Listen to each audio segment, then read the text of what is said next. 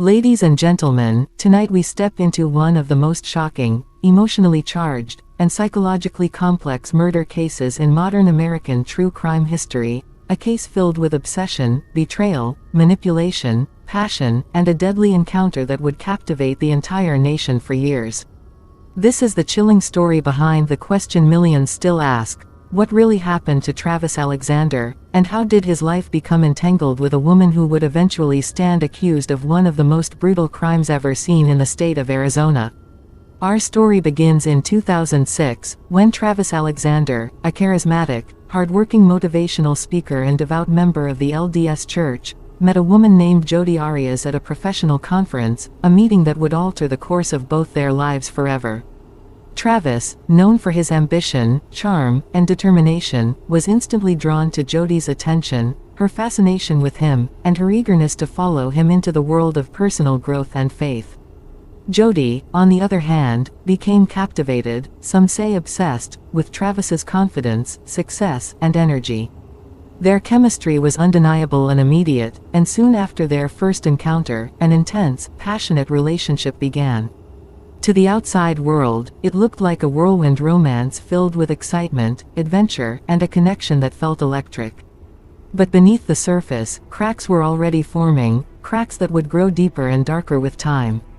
Travis struggled with balancing his religious values with the sexual relationship he was having with Jodi, and the conflict created guilt, tension, and confusion for him.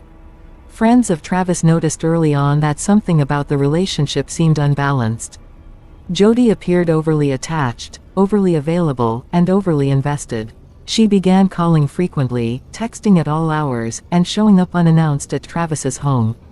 At first, Travis dismissed the concerns, believing Jodi was simply passionate and affectionate, but as time went on, he began pulling away. He tried ending the relationship multiple times, yet the emotional grip between them only tightened. Jodi, who had moved states to be closer to him, seemed unable to accept distance or rejection. She monitored his social media, questioned his interactions with other women, and attempted to stay in his life by any means possible, visiting, messaging, and even lurking around his property according to some accounts. Travis eventually started dating other women, trying to move forward with his life, but Jodi remained close, insisting on staying friends, though her behavior suggested she wasn't ready to let go. In June 2008, everything came to a horrifying climax. After days of not hearing from Travis, his friends became worried. Messages had gone unanswered, and he had missed important appointments. When they entered his home in Mesa, Arizona, they made a discovery so gruesome that it would leave them traumatized for life. Travis Alexander was found dead in his bathroom, brutally murdered, his body showing signs of a violent struggle that investigators described as one of the most savage crime scenes they had ever witnessed. He had been stabbed dozens of times, his throat had been slashed from ear to ear, and he had been shot in the head. The brutality stunned even seasoned homicide detectives, raising immediate questions: who could commit such a vicious attack? And why? From the beginning, suspicion turned toward Jodi Arias, especially as her stories and explanations shifted dramatically. At first, she claimed she had not seen Travis in months. Then, when evidence placed her near the crime scene, she changed her story, claiming masked intruders had attacked them. When that story also fell apart, she finally admitted she had been with Travis the day he died, but insisted she had killed him in self-defense. For investigators, her shifting narratives were a major red flag.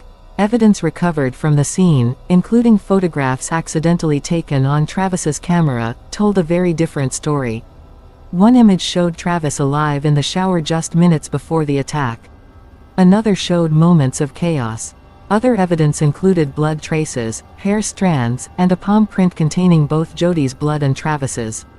Jodi's road trip during that time also raised suspicions. She had borrowed a car, filled gas cans to avoid being tracked by receipts, turned off her phone at specific times, and her alibi was filled with inconsistencies.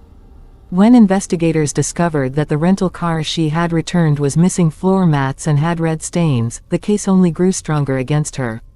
But despite the mountain of evidence, Jodi insisted that everything she had done, including altering her appearance, traveling hundreds of miles, and leaving behind a trail of contradictions, was innocent or coincidental. As the case headed to court, media outlets exploded with coverage. The details, the romance, the jealousy, the secrets, the sexual messages, the shocking brutality, made headlines across the country. The public became mesmerized, and the trial soon became one of the most televised court cases in history, drawing comparisons to the O.J. Simpson trial. Inside the courtroom, Jodi's defense painted her as a victim, a woman who had been emotionally manipulated and allegedly abused, who acted out of fear rather than rage. The prosecution, however, portrayed her as a calculating, jealous, obsessive woman who could not accept that Travis had moved on with his life and was seeing other women. The testimonies were intense, dramatic, and filled with contradictions. Jodi took the stand for 18 days, a move that shocked legal experts, offering long, detailed accounts of her relationship with Travis, including graphic descriptions meant to sway the jury. But for many watching, her demeanor, emotional inconsistencies, and shifting stories raised even more doubts about her innocence. Throughout the trial, Travis's friends and family sat heartbroken, listening to graphic details about the way he died. They insisted he was a kind, generous man who never deserved the violence he suffered. The prosecution argued that the murder was planned, fueled by jealousy and rage after Travis prepared to go on a trip with another woman, a detail that seemed to trigger an emotional explosion in Jodi. After months of testimony, analysis, and arguments, the jury eventually reached a verdict.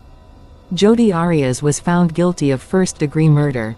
Although the jury could not agree unanimously on the death penalty, she was sentenced to life in prison without the possibility of parole. Yet even after the sentence, questions lingered. What truly happened inside that bathroom? What was the final conversation like? Did Jodi plan the attack, or did something erupt in the heat of the moment? Was Travis aware of the danger he was in?